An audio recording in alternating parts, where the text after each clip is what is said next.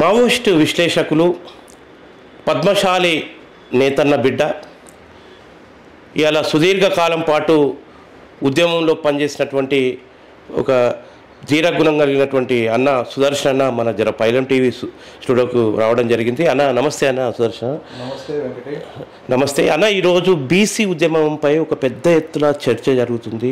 ముఖ్యంగా కులగణన.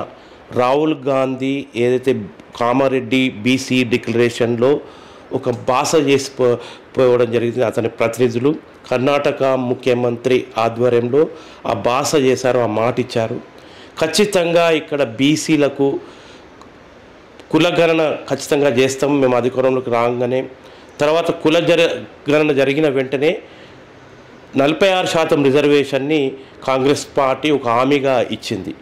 కానీ కాంగ్రెస్ పార్టీ అధికారంలోకి వచ్చిన వెంటనే ఇవాళ కాలయాపన చేస్తూ అనేక బీసీ సంఘాలు, బీసీ సమాజం ప్రశ్నల మీద ప్రశ్నలు ఆందోళన చేసిన ఫలితంగా ఎట్టకేలకు కులగణనకు ఒప్పుకున్నది. కానీ కులగణన జరిగిన తర్వాత అనేక అనుమానాలు, అపోహలు, ఇవాళ చాలా అంతరాల కలిగినటువంటి జనాభా ఎక్కువ ఉన్నా కానీ తక్కువ చేసి చూపిస్తాయి. అగ్రకుల పార్టీ ఆధ్వర్యంలో ఉన్నటువంటి ఈ యొక్క ప్రభుత్వంలో ఉన్నటువంటి అధికారులు ఏదైనా అవకతవకలు చేశారా? ఎందుకు ఇంత తక్కువగా బీసీ జనాభాను చూపించారు? ఈ కులగణన మొత్తం పరిపూర్ణంగా జరగలేదు, ఇది కేవలం పక్షపాతంతో జరిగిందని బీసీ సంఘాలు, బీసీ సమాజం అంతా కూడా ఇవాళ ప్రభుత్వాన్ని నిలదీస్తున్నటువంటి పరిస్థితి. మరి ఈ నేపథ్యంలో బీసీ ఉద్యమం తీరుతెన్నులపై మీరు ఏమంటారు చెప్పండి. వెంకటేష్, పైలం టీవీ ప్రేక్షకులకు సామాజిక వందనాలు. ఇవాళ బీసీ ఉద్యమం తీరుతెన్నులకు సంబంధించి చూసినప్పుడు సమాజంలో 60% జనాభా కలిగిన బీసీలు ఈ దేశంలో ఉన్నారు. మరి ముఖ్యంగా తెలంగాణలో ఇంకా కొంత ఎక్కువ జనాభా మాత్రమే ఉంది. తెలంగాణలో బీసీ జనాభా ఇంకా ఎక్కువనే ఉన్నది. ఈ క్రమంలో అసలు బీసీలకు రాజ్యాంగపరంగా ఎస్సీ ఎస్టీలకు ఎట్లయితే చట్టబద్ధత ఉందో బీసీలకు చట్టబద్ధత లేదు. కాబట్టి 1947 తర్వాత అనేక చర్చలు జరిగినాయి, అనేక అంశాలు ముందుకు వచ్చినాయి. దాంట్లో భాగంగా కమిషన్లు ఏర్పాటు చేయడం జరిగింది. కమిషన్లు కూడా అన్యాయానికి గురవుతున్నారు బీసీలు అనే దాంతో తేల్చి చెప్పడం జరిగింది. ఈ పరిస్థితుల్లో తక్కువ శాతం ఉన్న అగ్రకులాల వీళ్ళు కూడా శూద్ర కులంలో ఉన్న వాళ్ళే. రెడ్డి కావచ్చు, వెల్మ కావచ్చు, పోతే కమ్మ కావచ్చు, వీళ్ళంతా కూడా శూద్ర కులంలో ఉన్న వాళ్ళే. వాళ్ళు క్రమక్రమంగా భూములపైన, పోతే పరిశ్రమలపైన, ఇంకా ఈ కాంట్రాక్టులు వగైరా ద్వారా ఆర్థికంగా బలోపేతం అవుతూ విద్య, ఉద్యోగ రంగాల్లో, వైద్య రంగాల్లో అత్యధిక లాభాలు గడిస్తూ ఎలైట్ సెక్షన్గా మారడం జరిగింది. కాబట్టి ఇందులో కూడా ఇప్పుడు ఏదైతే వెల్మ ఉన్నారో, ఏదైతే కమ్మ ఉన్నారో, ఏదైతే రెడ్డి ఉన్నారో, ఇందులో పేదలు ఉన్నారు. పేదలు 90% ఉంటే 10% అత్యంత సంపన్నులుగా మారిన పరిస్థితి ఉన్నది. ఈ పరిస్థితులని చూసినప్పుడు బీసీలు, ఎస్సీలు, ఎస్టీలు ఇవి వెనుకబడిన కులాలు తెగలకు సంబంధించిన వాళ్ళు, ఆర్థికంగా పరిపుష్టి పొందని వాళ్ళు, వీళ్ళు రెక్కాడితే కానీ డొక్కాడని పరిస్థితి, చదువుకు దూరంగా ఉంచబడిన వాళ్ళు, ఆస్తికి దూరంగా ఉంచబడిన వాళ్ళు, ఈ రకంగా పేదరికంలో మగ్గుతూ అప్పట్లో ఏదైతే కులాలుగా రూపొందినాయో వృత్తులు వీళ్ళకు కేటాయించడం జరిగింది. ఆ వృత్తులని అనుసరించుకుంటూ జీవిస్తూ రావడం జరిగింది. గత 30 సంవత్సరాల తర్వాత కొంత విద్య పైన ఉద్యోగం పైన మక్కువ చూపటం అనేది జరుగుతూ వస్తుంది. దానికి కూడా ఏంటంటే 1990లో సరళీకృత ఆర్థిక విధానాలు రావటం మూలంగా అప్పటికే చేతి వృత్తులు మొత్తం ధ్వంసం అయిపోయి ఉన్న పరిస్థితి. కాబట్టి చేతి వృత్తులు ధ్వంసం అయిపోయిన పరిస్థితుల్లో ఇది 70-80లను మనకు కనపడుతుంటుంది. ఎందుకంటే ఉదాహరణకు పద్మశాలీలు సూరత్ పోయినరు, భీమండి పోయినరు, అహ్మదాబాద్ పోయినరు, బాంబే పోయినరు, ఇతర ఎక్కడైతే పవర్లూమ్ సెక్టార్ డెవలప్ అయిందో అక్కడికి వెళ్ళిపోయినరు. అట్లనే పాలమూరు లేబర్కి సంబంధించింది కూడా బాంబే ధారావిలో కన్స్ట్రక్షన్ రంగంలో వాళ్ళదే పైచేయిగా ఉన్న పరిస్థితి ఉంది. ఇట్లా దేశవ్యాప్తంగా కూడా ఎక్కడైతే ఉపాధి దొరుకుతుందో అక్కడికి వలస వెళ్ళటం అనేది మనకు కనపడుతుంటుంది. కాబట్టి వీళ్ళు ఈ విధంగా ఆర్థికంగా పేదరికంలో ఉండటంతో విద్యకు దూరమైనరు, ఉద్యోగానికి దూరమైనరు, వైద్యం అందక 60 సంవత్సరాల సగటు జీవనం కూడా కొనసాగించలేని పరిస్థితుల్లో 40-50 సంవత్సరాలనే చనిపోయిన ఒక దుస్థితి కూడా ఉన్నది. అసలు ఈ సమాజ అభివృద్ధిలో నిర్మాణంలో బీసీలదే గణనీయమైన పాత్ర. ఇప్పుడు వ్యవసాయ రంగంలో చూసుకున్నప్పుడు బీసీలు లేనిదే వ్యవసాయం లేదు. అట్లనే పారిశ్రామిక రంగం చూసుకున్నప్పుడు బీసీలు లేనిదే పారిశ్రామిక రంగం లేదు. సేవా రంగం చూసుకున్నప్పుడు బీసీలు లేనిదే సేవా రంగం లేదు. ఈ విధంగా ఈ దేశ పునర్నిర్మాణంలో, ఈ దేశ అభివృద్ధిలో గణనీయమైన పాత్ర పోషిస్తూ, అందుకనే గద్దర్ ఏమంటాడంటే బటన్ వేసినోడా నీకు బట్ట కరువయ్యా అని అంతో అంటాడు. ఏనా కుండలు చేసేటువంటి కుండలేని పరిస్థితి ఉన్నది. ఈ రకంగా ఆ రోజు బీసీల పరిస్థితిని ఒక వడ్డరెండ గురించి రాస్తాడు, ఒక గంగపుత్రుని గురించి రాస్తాడు. ఇట్లా ఈ రకంగా బీసీ కులాలకు సంబంధించిన దాంట్లో వాళ్ళు ఎదుర్కొంటున్న సమస్యలు, వాళ్ళు ఎక్కడైతే హక్కుల్ని కోల్పోతున్నారో వాటికి పరిష్కారాలని చూపుతూ గద్దరన్న అనేక పాటల్లో సూచించడం కూడా మనకు కనబడుతుంటుంది. కాబట్టి ఈ రకంగా బీసీలు ఏదైతే ఉత్పత్తిలో, పునర్నిర్మాణంలో అగ్రభాగంలో ఉన్నారో, కానీ వాళ్ళు ఆస్తిని లేకుండా, చదువు లేకుండా, ఉద్యోగాలు లేకుండా చాలా కఠినమైన జీవనాన్ని కొనసాగిస్తున్న ఒక దుస్థితి నెలకొని ఉన్నది. ఇందుకు సరే ఇప్పుడు ఏమవుతుందంటే ఎస్సీ ఎస్టీలకు చట్టబద్ధత ఉండటంతో వాళ్ళకు రావాల్సింది వస్తుంది. ఇప్పుడు బడ్జెట్ కేటాయింపుల్లో కూడా కేటాయించిన వాటిని ఖర్చు చేయడానికి సంబంధించి చూసినప్పుడు కూడా ఎస్సీ ఎస్టీలతోటి పోల్చుకున్నప్పుడు బీసీలకు చాలా అన్యాయం జరుగుతూ ఉంది. అయితే ఎస్సీ ఎస్టీల్లో కూడా వాళ్ళకి కేటాయించిన వాటిని ఖర్చు చేసినంటే ఖర్చు చేయలే. ఇవాళకి ఉద్యోగ రంగాన్ని చూసుకున్నట్లయితే 3% ఉన్న బ్రాహ్మణులే అత్యధిక స్థానాలను కలిగి ఉన్నారు. సపోజ్ పార్లమెంట్ ఉంది, పార్లమెంట్లో అసెంబ్లీలలో పోతే ఈ CCLA లాంటి దాంట్లో ఇవన్నిట్లో కూడా రిజర్వేషన్స్ అమలు జరగట్లే. 3% ఉన్న బ్రాహ్మణ్స్ ఎవరైతే ఉన్నారో ఆ బ్రాహ్మణ్సే అత్యధిక స్థానాలను పొందటం జరిగింది. ఇప్పుడు CCLలో చూసినట్లయితే 60 to 70% వాళ్ళే ఉద్యోగాల్లో ఉంటారు. IAS IPSలో చూసినట్లయితే SC ST 1-2% ఉంటే బీసీలు అది కూడా ఉండండి ఒక పరిస్థితి. ఈ విధంగా చూసుకున్నప్పుడు చట్టసభల్లో ఈ ఎస్సీ ఎస్టీలకు కొంత జనాభా దామాష ప్రకారంగా రిజర్వేషన్స్ స్థానాలు కేటాయించడం జరిగింది. బీసీలకు అవి లేవు. కాబట్టి ఏమవుతుందంటే ఇవాళ బీసీ జనాభా దామాష ప్రకారంగా బీసీలకు చెందాల్సినవి ఇప్పుడు అగ్రకులాలు అనబడే కమ్మ, వెలమ, రెడ్డిలు తనకపోవడం అనేది చేస్తుండ్రు. ఇట్లా చేయడం వల్ల ఈ బీసీల యొక్క సమస్యలని చట్టసభల్లో ప్రస్తావించడానికి అవకాశం లేకుండా పోతుంది. ఒకటి. రెండోది, సరే బీసీ కులాల నుంచి కూడా కాంగ్రెస్ కావచ్చు, బీజేపీ కావచ్చు, టీఆర్ఎస్ కావచ్చు, ఇవి కూడా కొంతమందికి ఎమ్మెల్యేలు, ఎంపీల స్థానాలు ఇస్తుంది. ఎందుకంటే ఇవ్వకపోతే ఆ మాత్రం కూడా ఓట్లు పొందడం సాధ్యం కాదు. కాబట్టి ఓట్ల కోసమైనా ఈ రాజకీయాలు చేయటం అనేది జరుగుతుంది.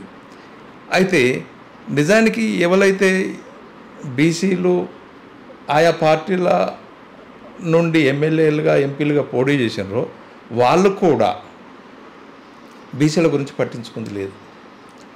నిజానికి చెంచా యుగం అనే దాంతో కాంచీరామ్ గారు ఏదైతే చెప్పినరో అది మన బీసీలను చూస్తే తలపిస్తుంటుంది. ఎందుకంటే కేసీఆర్ గారు రిజర్వేషన్స్లో, స్థానిక సంస్థల్లో రిజర్వేషన్స్ తగ్గించినప్పుడు అక్కడ ఉన్న బీసీ లెవెల్ అయితే ఉన్నారో ఎవరు కూడా దాన్ని కనీసం ఖండించటం కానీ, వ్యతిరేకించటం కానీ, దానికి ఇట్లా కేసీఆర్ చేసిన బీసీలకు చేసిన అన్యాయానికి రాజీనామా చేయటం కానీ చేయలేదు. ఇప్పుడు మన బీసీలలో కూడా ఏమవుతుందనుకున్నప్పుడు వాళ్ళ రాజకీయాల కోసం, వాళ్ళ యొక్క ఉనికి కోసం, వాళ్ళ అస్తిత్వం కోసం, వాళ్ళ కుటుంబం కోసం మాత్రమే ఆలోచించటం అనే దాంతో అంటుంది. ఈ మొత్తం నేపథ్యంలో గత 75-80 సంవత్సరాలుగా కొనసాగుతున్న తంతును చూసినప్పుడు అటు బీసీలకు కాంగ్రెస్ పార్టీ తీరని నష్టం కలిగించింది.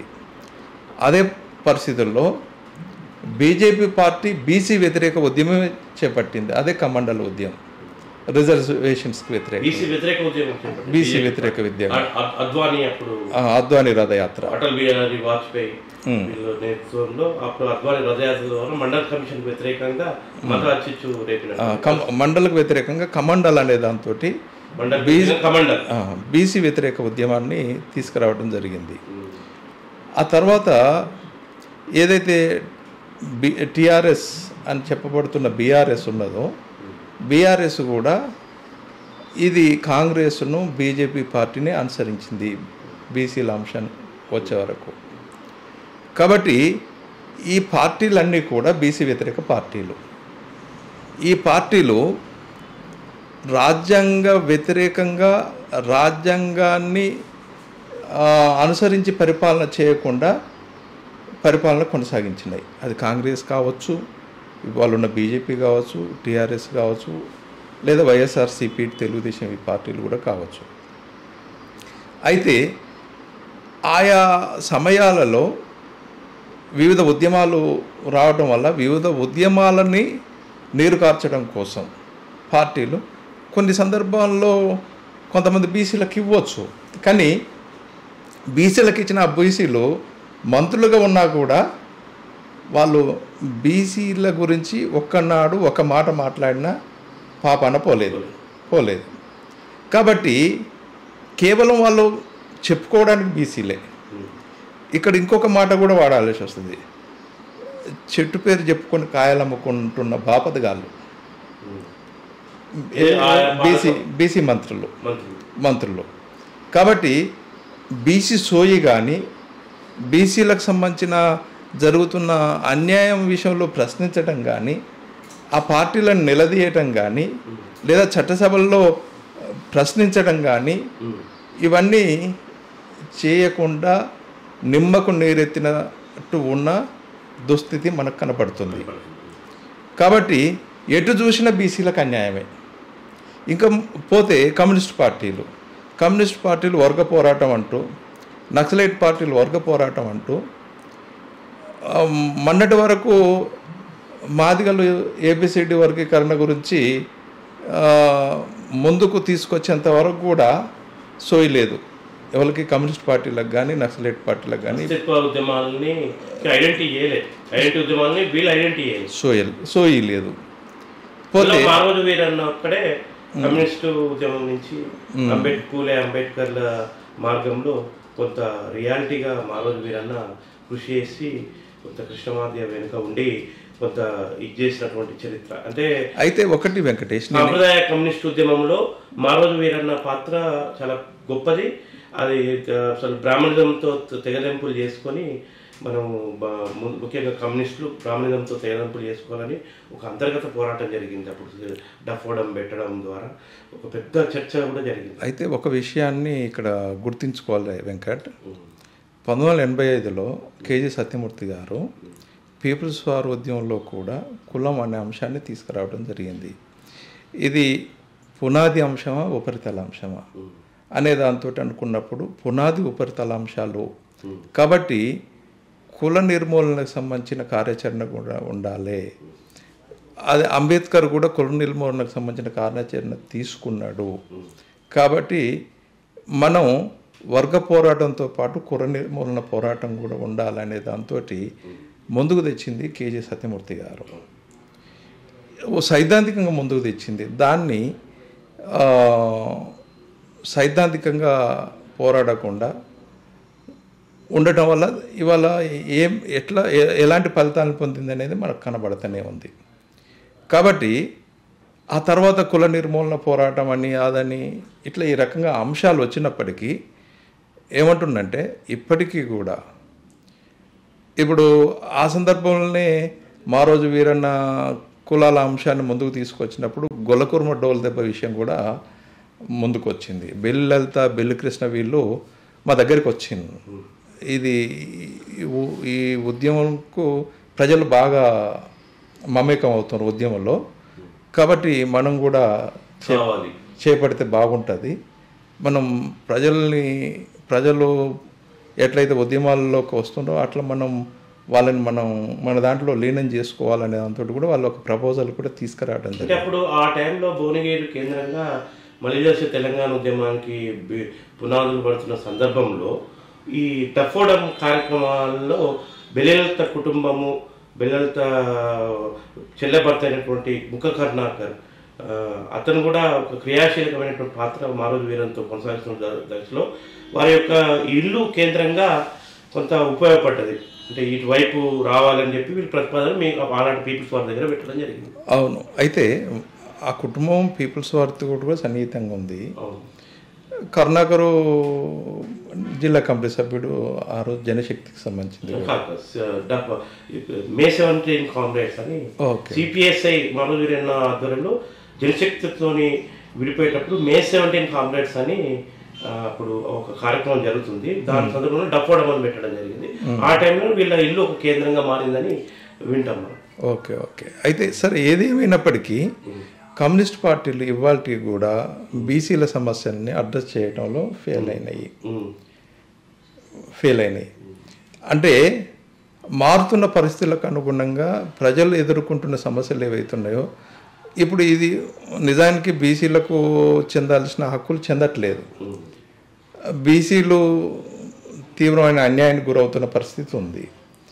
కాబట్టి హక్కుల పరంగా కూడా సపోర్ట్ చేయాల్సిన అవసరం ఉంది. అట్నే బీసీల్లో కూడా అనేక హెచ్చుతగ్గులు ఉన్నాయి. కులాల పరంగా ఉన్నాయి, అంతస్తుల పరంగా కూడా హెచ్చుతగ్గులు ఉన్నాయి. కాబట్టి ఈ హెచ్చుతగ్గుల్ని నిర్మూలించడానికి కావలసిన కార్యాచరణ కూడా ఉండాల్సిన అవసరం ఉంది. ఇవాళ బీసీలు ఎదుర్కొంటున్న సమస్యకు మార్క్సిజంలో పరిష్కారం లేదా? బీసీలు మార్క్సిస్ట్ వ్యతిరేకులా?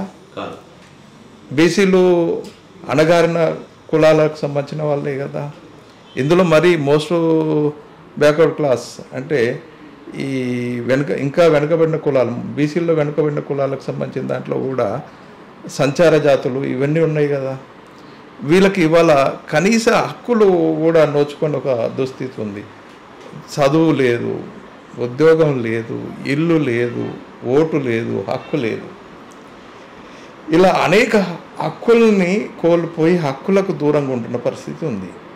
ఇంత పెద్ద భారతదేశ వ్యవస్థలో, పార్లమెంటరీ ప్రజాస్వామ్యంలో ఇప్పటికీ ఈ రకమైన దుస్థితిని ఎదుర్కొంటున్న ఒక స్థితిని మార్క్సిస్టులు అడ్రస్ చేయకూడదా? మావోయిస్టులు అడ్రస్ చేయకూడదా? తప్పకుండా. మరి కాబట్టి ఇప్పటికీ వాళ్ళు నిమ్మకు నీరెత్తినట్టుగానే ఉంటారు ఈ బీసీలు. ఇప్పుడు నేనేమంటున్నా, సమాజం కోరుతున్నది న్యాయమైన డిమాండ్. సమాజంలో శ్రమ ప్రాతిపదికనే కదా వర్గ పోరాటం అనేది ఉంటుంది. మరి వర్గ పోరాటం అని చెప్పబడేటటువంటి పార్టీలు కమ్యూనిస్ట్ పార్టీ కావచ్చు, మిగతా మన ఇప్పుడు స్టిల్ మావోయిస్ట్ పార్టీ కావచ్చు, మరి ఈ భారతదేశ శ్రమను సకల సబ్బండ కులాలు అంటే బీసీ కులాలు, యావత్ ఎస్ఎస్టీ బీసీ మైనార్టీ కులాలతో పాటు బీసీ కులాలు శ్రమలో మీరు ఇంతకుముందు అన్నారు, దేశ పునర్నిర్మాణంలో బీసీల శ్రమ గణనీయమనేది. ఇలా దేశ సంపదలో ఇలా సృష్టికర్తల్లో బీసీల శ్రమ చాలా ముఖ్యమైనది, గణనీయమైనది. అంటే 60% దేశవ్యాప్తంగా 60% నియర్ బై 55 నుంచి 60% ఉన్నటువంటి బీసీలు వాళ్ళ శ్రమ ముఖ్యమైనది. మరి ఈ ప్రాతిపదికన ఈ కమ్యూనిస్ట్ పార్టీలు కావచ్చు, మరి వీళ్ళు ఇక్కడ మావోయిస్ట్ పార్టీ కావచ్చు, మరి వీళ్ళు ఎందుకు ఈ ఆలోచన చేయలేదు? బీసీలను లేకపోతే ఎస్ఎస్టీ బీసీ మైనార్టీలను ఆయా రంగాల్లో వారిని ఎందుకు ఐక్యం చేయలేకపోయింది? ఇప్పుడు ఇందులో ఈ ఉద్యమాలని నడపడంలో ఎందుకు విఫలం చెందింది? నిజంగా భారతదేశం యొక్క స్వభావాలను అర్థం చేసుకోవటంలో వైఫల్యం ఉంది. కాబట్టి కులాన్ని అర్థం చేసుకోవడానికే చాలా కాలం పట్టింది. కులంలో ఉన్న అంతరాలు పోతే తెగలు, షెడ్యూల్ క్యాస్టు, షెడ్యూల్ ట్రైబ్స్, ఆ తర్వాత బీసీలలో అనేక దొంతరలు, వీటన్నిటినీ మార్క్సిజం ద్వారా అప్లై చేయడానికి, వీళ్ళ సమస్యలను అడ్రస్ చేయడానికి, పరిష్కారం చూపడానికి. ఎందుకనంటే అంతిమంగా కావాల్సిన సమసమాజం, అంతిమంగా సమసమాజం రావాలి. వాళ్ళు చెప్తున్న ప్రకారంగా సమసమాజం రావాలి. సమసమాజం రావాలనుకుంటే 60% మెజారిటీ ప్రజలైన బీసీల సమస్యలను అడ్రస్ చేయకుండా సమసమాజం తేవడం అనేది సాధ్యం కాదు. ఒకటి. రెండోది, ఇక్కడ చట్టబద్ధతకు సంబంధించింది కూడా చూసినప్పుడు ఇవాళ పార్లమెంటు అసెంబ్లీలు ఉన్నాయి. పార్లమెంటు అసెంబ్లీలలో డాక్టర్ బిఆర్ అంబేద్కర్ గారు ఎస్సీ ఎస్టీలకు చట్టబద్ధత కల్పించిండు. అట్లనే బీసీలకు కూడా చట్టబద్ధత కల్పించాల్సిన అవసరం ఉంది. అప్పుడేమవుతుంది, బీసీలు వాళ్ళ జనాభా దామాష ప్రకారంగా అసెంబ్లీకి కానీ పార్లమెంట్కి కానీ వెళ్ళడానికి అవకాశం ఉంటుంది. ఇవన్నీ కూడా మార్క్సిజానికి సపోర్టు ఇచ్చేవే. ఇప్పుడు ఉదాహరణకు బీసీల గురించి నువ్వు కొట్లాడినప్పుడు ఏమవుతుంది, బీసీలు కూడా రేపు అసెంబ్లీకి పోయినప్పుడు అణచివేతకు వ్యతిరేకంగా కొట్లాడడానికి ఉంటుంది. కాబట్టి ఈ రకంగా అనేక విషయాలను మిస్ అవుతున్న పరిస్థితిని మనం చూస్తున్నాం. అంటే ఈ దేశ నిర్దిష్ట పరిస్థితులకు మార్క్సిజాన్ని అమలు చేయడంలో అవును ఆ వెలుగులో, ఎందుకంటే మార్క్సిజం అంటే ఒక యూనివర్సల్ ఐడియా, అసలు విశ్వవ్యాపిత సిద్ధాంతం మార్క్సిజం. ఆ మార్క్సిజాన్ని ఏ దేశానికి దానికి అనుగుణంగా దాన్ని చేసుకొని నిర్దిష్ట పరిస్థితులకు అనుగుణంగా దాన్ని అన్వయించుకొని చేస్తే బాగుంటుంది. కానీ ఇక్కడ మనకు స్పష్టంగా ఒక వైఫల్యం, మనం తర్వాత కూడా చర్చలో మాట్లాడుకుందాం, స్పష్టంగా కూడా వైఫల్యం చెందినాయి. బీసీ సంఘాలను ఈ కమ్యూనిస్ట్ పార్టీలు ఐక్యం చేయలేకపోయినాయి, ఒక మాత్ర బీసీ ఉద్యమాన్ని నడపలేకపోయినాయి. శ్రమ ప్రాతిపదికన కమ్యూనిస్ట్ పార్టీలు ఇలా శ్రమనే అన్ని సంపదలకు మూల కారణం అని చెప్తున్నటువంటి ఇలా మార్క్సిస్ట్ పార్టీలు కావచ్చు, మావోయిస్ట్ పార్టీ కావచ్చు, వీళ్ళ సంఘాలను సమన్వయం చేయలేకపోయినాయి, ఆ ఉద్యమాన్ని నడపలేకపోయినాయి. తర్వాత ఆ మార్క్సిజాన్ని సరైన దారిలో ఇంప్లిమెంట్ చేయలేకపోయినాయి. ఇది పూర్తి వైఫల్యం. అయితే వేరాస్ మరి ఇది మనం పెద్ద టాపిక్లో మాట్లాడుకుందాం మరో, కానీ వేరాస్ ఈ బీసీ సంఘాలు ఏం చేస్తున్నట్టు ఇక్కడ ఇంకొక విషయం కూడా ప్రస్తావించాలి. ఎందుకంటే ఈ మధ్యకాలంలో 2 న్యూ డెమోక్రసీ పార్టీలు ఐక్యం కావడం జరిగింది. సరే, అన్ని పార్టీలు విడిపోతున్న క్రమంలో ఆ విడిపోవడం ద్వారా వచ్చిన అనుభవాల నుంచి గుణపాఠాలు తీసుకొని ఐక్యత వైపు వచ్చిన సంతోషం. సరే, అందులో అనేక దుష్పరిణామాలు ఉన్నాయి, అనేక చెడు అంటే నష్టాలను కలిగించిన పరిస్థితి ఉంది. సరే, ఏది ఏమైనప్పటికీ ఇవాళ ఆ పార్టీలు కూడా ఐక్యం కావడం అనేది జరిగింది. అయితే అవి కూడా ఇవాళ బీసీల యొక్క అస్తిత్వం కావచ్చు, బీసీ ఉద్యమాల గురించి కావచ్చు, ఇవాళ బీసీలు కోరుకుంటున్న హక్కుల గురించి కావచ్చు, లేదా వాళ్ళు ఏదైతే అసమానతలకు గురవుతుండ్రో అసమానతల నుంచి సమానతల వైపు కావచ్చు ఆలోచించటం అనే దాంతో లేదు. కాబట్టి వీళ్ళందరికీ ఒకటే ప్రశ్న, ఇవాళ ఎక్కడైతే అన్యాయం జరుగుతుందో అక్కడ పోరాటం ఉంటుంది, ఎక్కడైతే దోపిడీ జరుగుతుందో అక్కడ పోరాటం ఉంటుంది, ఎక్కడైతే వివక్ష జరుగుతుందో అక్కడ ప్రశ్నించటం అనే దాంతో ఉంటుంది. కాబట్టి బీసీలు ఎదుర్కొంటున్న దోపిడీ, పీడన, అణచివేత, వివక్షత విషయంలో మీ వైఖరి ఏంటిది? ఖచ్చితంగా బీసీ సమాజానికి తెలియజేయాల్సింది, బీసీ సమాజానికి కాదు, ఈ దేశంలో ఉన్న ఎస్సీ, ఎస్టీ, బీసీ, మైనార్టీ సమాజాలకు, అగ్రకులాలు ఉన్న పేదలకు కూడా చెప్పాల్సిన అవసరం ఉంది. ఇప్పుడు సమాజంలో మాన్యవారు కన్షీరామ్ గారు ఏమన్నారు, మేమెంతమందిమో అధికారంలో మాకంత వాటా అనేది తను 90వ దశకంలోనే తీసుకురావడం జరిగింది. అట్లాగే దానికోసం కొట్లాడిండు, ఉత్తరప్రదేశ్లో అధికారాన్ని కూడా చేపట్టడం జరిగింది.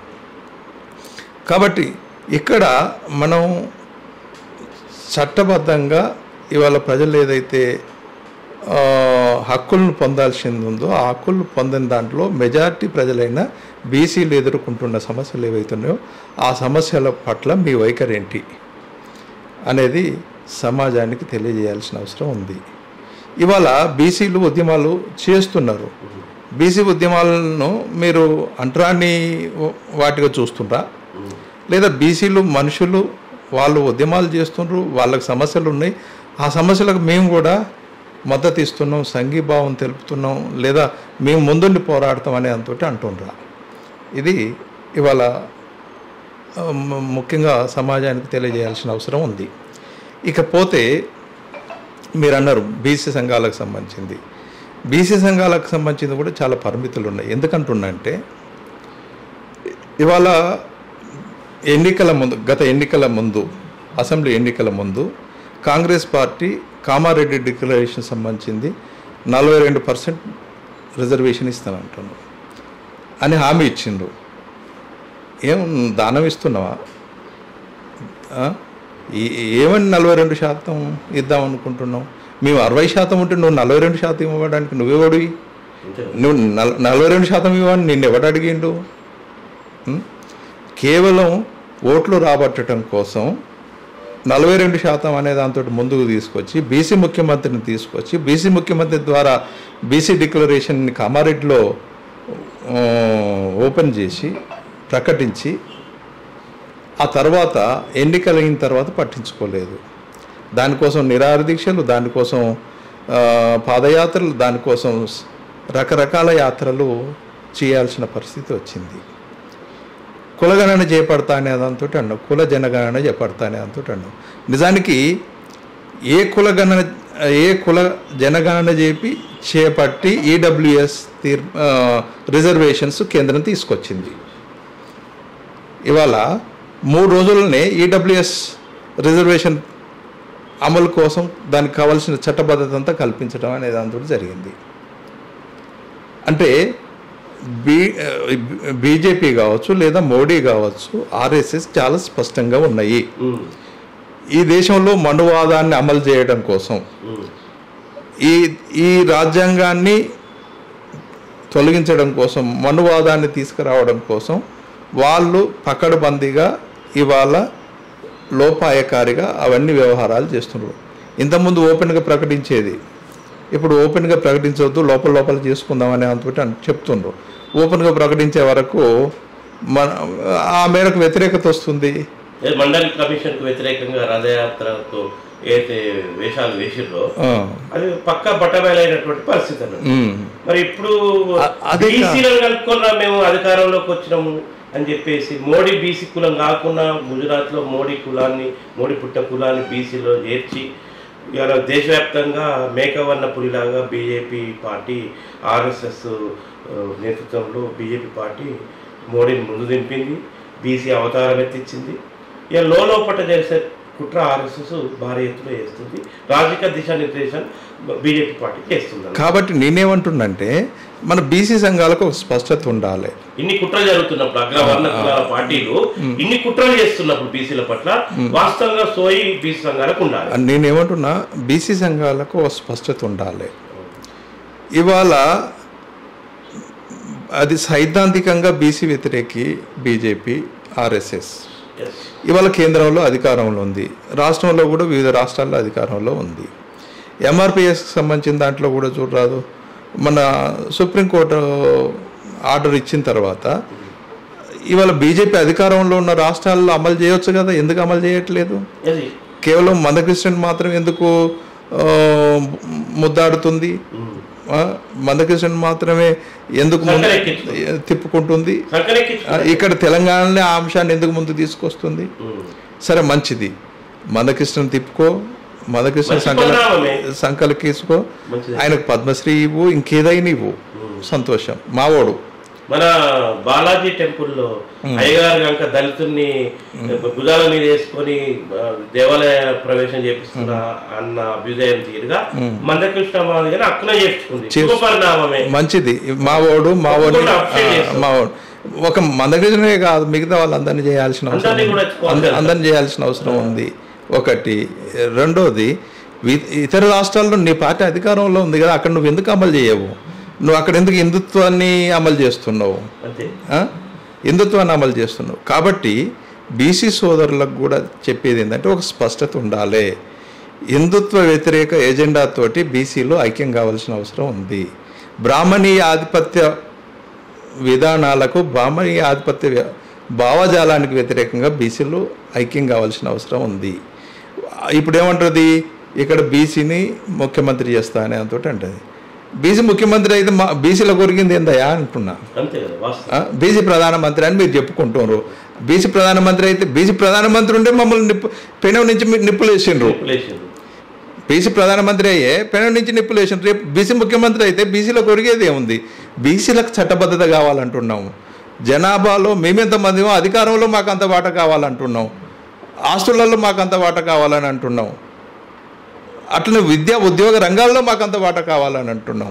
అది అడిగితే నువ్వు బీసీని ముఖ్యమంత్రిని చేస్తున్నావు, లేకపోతే ఇంతమంది మంత్రులు ఉండరు, ఇంతమంది వీళ్ళు ఉండరు, వాళ్ళు ఉండరు, ఎవరు కావాలి అవి? నువ్వు ఉన్నా పోయినా, నువ్వు ఇవాళ ఉండేటోళ్ళు రేపు పోయేటోడివి, ఎల్లుండి ఇంకోటి వచ్చేటోడు, వాడు పోయేటోడు, ఆ తర్వాత ఇంకోటి వచ్చేటోడు. కానీ బీసీలకు చట్టబద్ధత కావాలంటున్నాం. డాక్టర్ బిఆర్ అంబేద్కర్ ఎస్సీలకు ఎస్టీలకు ఎట్లయితే చట్టబద్ధతను కల్పించిండో బీసీలకు కూడా చట్టబద్ధత కావాలి.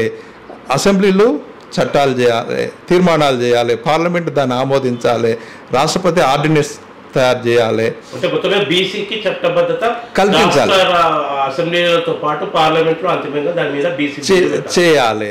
అయితే ఇప్పుడు మన ఇక్కడున్న బీసీలు మేము పార్లమెంట్లో చేయము, చింపేస్తాం అనే దాంతో మాట్లాడు అంటే ఎంత దురహంకారం, ఎంత దురహంకారం. ఇక్కడ బీసీ కులాలకు సంబంధించిన దాంట్లో చట్టబద్ధత కల్పిస్తూ అసెంబ్లీ తీర్మానం చేస్తే దాన్ని చింపేస్తారంట ఎవరు? బీజేపీ వాళ్ళు. బీజేపీ బీసీలా చింపేస్తారు అంటే బీజేపీ చింపింది అంటే బీసీ అయినా, ఎస్సీ అయినా, ఎస్టీ అయినా, లస్సీ అయినా, ఎవడైనా గంతే. బీజేపీ ఏనా, బీజేపీ బీసీ కావచ్చు, బీజేపీ ఎస్సీ కావచ్చు, బీజేపీ ఓసీ కావచ్చు, అన్నీ కూడా హిందూ మతతత్వ రాజకీయాలతోటి జీవం పోసుకొని ఉన్నాయి. కాబట్టి ఎవరు చింపేసినా బీజేపీ చింపేసిందని అంటే బీజేపీ చింపేసింది అనే దాంతో చూడాల్సిన అవసరం ఉంటుంది. కాబట్టి ఈ పరిణామాలన్నింటినీ కూడా బీసీ సోదరులు, బీసీ సంఘాలు చూడాల్సిన అవసరం ఉంది. ఒకటి. రెండోది, ఇప్పుడు బీసీ ఉద్యమాల్లో కూడా కొన్ని పోకడలను చూసినప్పుడు, ఇప్పుడు రెడ్డి లెవెల్ మాకు ఓట్లు వేయకండి, మేము మీకు ఓట్లు వేయము అనే ఒక అవతారం ఎత్తి ఇదంతా అసలు ఒక నీటి మీద బుడగలాగా ఒక ఆర్కెస్ట్రా ఒక నేపథ్యం ఉంది, ఒక స్టడీ ఉంది. ఇలా తీర్మానం మల్లన్న పుట్టక ముందే ఇవాళ ఆర్ కృష్ణన్న ఒక ఉద్యమాలు చేసినటువంటి చరిత్ర ఉంది. మనం ఓయూకే అట్లా సాక్షిగా మనం చూసినాం. కానీ ఇప్పుడు ఈయన వచ్చి కొత్తగా వచ్చి ఏదో రెడ్డి విద్వేషం సృష్టిస్తూ కులాల మధ్య విద్వేషం సృష్టించడం అనేది కూడా ఒక బీసీ ఉద్యమానికి చేటేటటువంటి అవకాశాలు ఉన్నాయి కదా. ఖచ్చితంగా నేను ఏమంటున్నంటే మేమింతమంది అధికారంలో మాకు అంత వాట అంటున్నాం. అట్లనే అగ్రకులాలకు సంబంధించిన వాళ్ళ వాట వాళ్ళకి ఇస్తాం, వాళ్ళ వాట వాళ్ళకి ఇస్తాం. ఎవరికి ఇస్తాం? ప్రజాస్వామికవాదులకు, మేధావులకు, ప్రజల్ని ప్రేమించే వాళ్ళకు, అందులో ఉన్న వాళ్ళకే అగ్రకులాల్లో ఉన్న ప్రజాస్వామికవాదులు, అగ్రకులాల్లో ఉన్న మేధావులు, అగ్రకులాల్లో ఉన్న ఈ ప్రజలను ప్రేమించే వాళ్ళు ఎవరైతున్నారో వాళ్ళకి ఇస్తాం. ఇప్పుడు ఈ డబ్బులు పట్టుకున్న మల్లారెడ్డికో అట్లాంటి వాళ్ళకి కాకుండా ఏ జనాభా ఎంత అవుతుందో ఆ జనాభా ప్రకారంగా వాళ్ళకి అధికారం పంచబడుతుంది. ఆ అధికారంలో కూడా ఆ అధికారంలోకి వచ్చే వాళ్ళు కూడా ఎవరు ఉంటారు? భారత రాజ్యాంగాన్ని ఆమోదిస్తారు. మిగతా కులాలని ప్రేమిస్తారు. ఒక ప్రజాస్వామిక విలువలతో కూడి ఉంటారు. ఈ రకంగా చేయటం ద్వారా మాత్రమే వాళ్ళు రేపు ఈ వ్యవస్థలో భాగస్వాములు కాగలుగుతారు. అందుకనే వాళ్ళది మనకు అవసరం లేదు, మనది వాళ్ళకి అవసరం లేదు. ఈ విద్వేషపూరితమైనటువంటి అంటే ఎప్పుడు కూడా విద్వేషపూరిత రాజకీయాలు భారతదేశంలో నడుస్తున్నాయి. ముఖ్యంగా ఆర్ఎస్ఎస్ ఎజెండాతో బీజేపీ పార్టీ చేస్తుంది. ఇప్పుడు కాంగ్రెస్ పార్టీలో ఉన్న భాగస్వామి తీర్మార్ మల్లన్న అనే వ్యక్తి కూడా ఒక విద్వేషపూరితంగా ఇతర కులాలను రెచ్చగొట్టే విధంగా, ఇక్కడ ఫలితమేమో కానీ ఇతర కులాలను రెచ్చగొట్టే విధంగా, అంటే గ్రామాలలో బీసీలు రెడ్లు కొట్టుకొని రావాలన్నా, ఇక ఈ మాటలు విన్నాక బ్రాహ్మణులు తనుకొని రావాలన్నా, అంటే ఒక ప్రజాస్వామిక వాతావరణంలో రాజ్యాంగం కల్పించిన హక్కుల ప్రతిపాదన అంబేద్కర్ ఇచ్చినటువంటి స్ఫూర్తితో మేమెంతమందిమో మాకంత వాటా ప్రతిపాదన పోవాల్సినటువంటి ఉద్యమము ఇట్లా కొంత చేటు చేసే అవకాశాలు ఉన్నాయి కదా. ఒక విషయం వెంకట్ ఏమంటుందంటే, ఇప్పుడు పువ్వు పిందె అవుతుంది, పిందె కాయ అవుతుంది, కాయ పండు అవుతుంది, పండయి అది కింద పడుతుంది. బీసీ ఉద్యమం కూడా అట్లా రావాలి. ఇప్పుడు బీసీ ఉద్యమం కూడా నువ్వు ఆ స్లోగన్ ఎప్పుడు ఇవ్వాల్సి వస్తుంది? పండై కింద పడుతుంది అనుకున్నప్పుడు ఆ స్లోగన్ ఇయ్యి. ఎందుకంటే నీ ప్రజలందరూ కూడా నీతోటి ఉంటారు, నీతోటి కలిసి వస్తారు. కానీ నువ్వు పువ్వుగానే ఉండి నీకు నాకు విడాకులు చలో ఇక నీకు నాకు కుదరదు అనే దాంతో విడాకులం వచ్చేట్లు మాట్లాడుతుండ్రే, అది ఈ సందర్భం కాదు. కాబట్టి పండై ఊసిపోయే పరిస్థితి వచ్చింది. ప్రజలే అంటారు, నువ్వు అనాల్సిన అవసరం కూడా లేదు. కాబట్టి నువ్వు చేయాల్సింది ఏదైతే ఉందో, గమ్మతి ఏంటంటే కాంగ్రెస్ పార్టీలో ఉంటాడు. కాంగ్రెస్ పార్టీ రెడ్డి పార్టీ అని తెలుసు, అగ్రకుల పార్టీ, సెంట్రల్లో బ్రాహ్మణీయ పార్టీ, రాష్ట్రాల్లో ఆయా ఒక్కొక్క రాష్ట్రం పోతే అక్కడ ఉన్నటువంటి అగ్ర కులాలు అగ్రవర్ణాలకు ప్రాతినిధ్యం వహించిన పార్టీ కాంగ్రెస్ పార్టీ. ఆ పార్టీలో ఈయన పోయి మరీ మన సభల మీద మాకు మీ రెడ్డోళ్ళ ఓట్లే వద్దని అనుకుంటారు, రెచ్చగొట్టే తత్వము. అది బీసీ ఉద్యమాన్ని కూడా పెద్ద చేటు చేసేదే. అదే విద్వేషపూరితమైనటువంటి నినాదాలు చేయడము, బీసీ సమాజాన్ని బదనం చేయడమే. అంటే బీసీ సమాజానికి అది నష్టమే, రేపు బీసీ ఉద్యమానికి నష్టమే. కాబట్టి ఇప్పుడు ఇంకోటి, అది మనం అట్లా కూడా అనుకోవాల్సిన అవసరం లేదు. తీన్మార్ మల్లన్న గురించి తెలంగాణలో తెలవంది వాళ్ళకి. కాబట్టి ఈ విషయాన్ని మనం ఎక్కువ ఆలోచించాల్సిన కూడా. పునాది ఉద్యమాలే చరిత్ర పొడవునా పునాది కలిగినటువంటి ఉద్యమాలే, గ్రాస్ రూట్ నుంచి పై వరకు ఒక శ్రమతో నిర్మించిన పునాది గల సైద్ధాంతిక ఉద్యమాలు నిలబడ్డాయి. ఏదో ఎన్నికల లబ్ధి కోసం వచ్చే ఎమ్మెల్సీ ఎన్నికల కోసము ఇంకేదానికో ఆరాటపడి ఆర్భాటంగా చేసే బహిరంగ సభలలో ఏదేదో ఒక బీసీలలో ఒక పై ఎత్తున ఉన్నటువంటి ఒక కులాన్ని ఇంకా అడ్వాన్స్ చేసుకొని మొత్తం మిగతా కులాల యొక్క అస్తిత్వాన్ని మరిచి కొంత వాళ్ళే భాగస్వామ్యమై వాళ్ళే డైరెక్ట్ స్టేట్ ఫార్వర్డ్ అయిపోవాలంటే 300 కాపులు ఇలా నినాదాలు పెద్దగా చేస్తున్నారు. వాడికి ప్రాతినిధ్యం వహిస్తుంది తీర్మార్ మల్లన్న. మొత్తం ర్యాలీ అవుతున్నారు. ర్యాలీ కంటే ఎవరికి నష్టం కాదు. కానీ అణగారిన వర్గాలు, బీసీ కులాలలో శ్రామిక అణగారిన వర్గాలు, ఎందుకంటే ఇప్పటికీ 300 కాపులను పటేళ్ళు అని పిలువబడతారు. తుర్కపల్లి ప్రాంతం యాదగిరిగుట్ట జిల్లా తుర్కపల్లి ప్రాంతమే కావచ్చు, మిగతా ప్రాంతంలో పటేళ్ల లాగా సంబోధన అవుతారు. అటు మనం పోతే ఉత్తర తెలంగాణకు పోతే పరిస్థితి ఒక భూస్వామి యొక్క వాతావరణం కలిగిన స్వభావం కలిగినటువంటి పరిస్థితి. అక్కడ వాళ్ళకు జీతగాళ్ళు ఉంటారు, అందరూ ఉంటారు. మనం అన్ని రకాల మున్నూరు కాపాలను చూస్తున్నాం. మనం శ్రామిక అంటే శ్రమతో కష్టపడి రెక్కలు తప్ప ఆస్తులు దేని మున్నూరు కాపులకు ఖచ్చితంగా ప్రయోజనం జరగాల్సిందే. వారికి అండగా బీసీ సమాజం అంతా ఉంటుంది. బీసీ సమాజం కూడా బీసీ సమాజంలో ప్రజల శక్తులు ఇలాంటి వాళ్ళు అంటున్నారు. కానీ మున్నూరు కాపు కులాన్ని అడ్డుపెట్టుకొని మున్నూరు కాపులో ధనవంతులు ధనికవంతులు ఇలా కోటాను కోట్ల రూపాయలు తో ఇలా ఒక రాజకీయాల్లో నడిపిస్తున్నటువంటి డి శ్రీనివాస్ కుటుంబాలకు సంబంధించిన అంశమే కావచ్చు. ఇంకా రకరకంగా ఈ మధ్య కోట్లకు మా దగ్గర తక్కువన్నాయా అని ఒక మున్నూరు కాపాయని అంటాడు నల్గొండలో, మా దగ్గర తక్కువన్నాయా పైసలని మా దగ్గర ఉన్నాయి, మేము ఏమైనా చేస్తామని అంత ధనవంతులు ఉన్నట్టు. అంటే బీసీలలో కూడా అగ్ర అంటే పై ఉన్నటువంటి ఎక్కువ కులాలకు సంబంధించిన డామినేషన్ ఏదైతే ఉందో అది బీసీ ఉద్యమానికి చేడి చేసేటటువంటి ఒక ఏదో ఒక మూసలో పోయేటటువంటి ఒక ప్రమాదం కూడా పొంచి ఉంది కదా. ఇప్పుడు ఒకటి సరే కొన్ని ఇలాంటి అంశాలు ముందుకు వస్తున్నా కూడా మున్నూరు కాపులు కూడా బీసీలే, మున్నూరు కాపులు కూడా బీసీలే. వాళ్ళు బీసీ ఉద్యమంలో కూడా క్రియాశీలకంగా ఉంటారు, ఉండాలి కూడా. అయితే ఇలాంటి ఏదైతే అపశృతులు ఏవైతే ఉన్నాయో, ఏదైతే పరిస్థితులకు తగ్గట్టుగా నినాదాలు కాకుండా పరిస్థితులకు భిన్నంగా నినాదాలు ఇవ్వటం అనేది అది బీసీ ఉద్యమానికి నష్టం కలిగిస్తుంది. కాబట్టి బీసీ మేధావులను కూడా కోరేది ఏంటంటే, బీసీ మేధావులు ఈ ఉద్యమం తీరుతెన్నులు ఏంటిది, దీన్ని ఎట్లా ముందుకు తీసుకుపోవాలి, కాబట్టి దీని నినాదాలు ఏంటిది, దీన్ని ఎత్తుగడలు ఏంటిది, దీని వ్యూహం ఏంటిది అనే దాంట్లో స్పష్టత ఇవ్వాల్సిన అవసరం ఉంది. బీసీ మేధావుల నుంచి కూడా స్పష్టత రావాలి. మనం ఒక బీసీ మేధావులను ఇక్కడ నుంచి అప్పీల్ చేయగలుగుతాం. సందర్భం వచ్చింది మాట్లాడుతాం. నల్గొండ కేంద్రంగా ఇతర కులాల పట్ల విద్వేషం కురిపిస్తూ మాట్లాడినటువంటి ఒక వల్గర్ లాంగ్వేజ్, ఒక లుంపెన్ లాంగ్వేజ్ ఉద్యమాల్లో లుంపెన్ పదం వాడతాము. ఈ లుంపెన్ లాంగ్వేజ్ పునాది లేని ఉద్యమం నుంచి వచ్చే మీటింగులు, ఆర్భాటంగా చేసే మీటింగులు, హెలికాప్టర్లు, పెద్ద పెద్ద ఒబేరా లాంటి, తాజ్ కృష్ణ లాంటి, తాజ్ డెక్కన్ లాంటి హోటళ్లలో పెద్ద పెద్ద బీసీ సమావేశాలు, ఇవన్నీ బీసీ సమాజానికి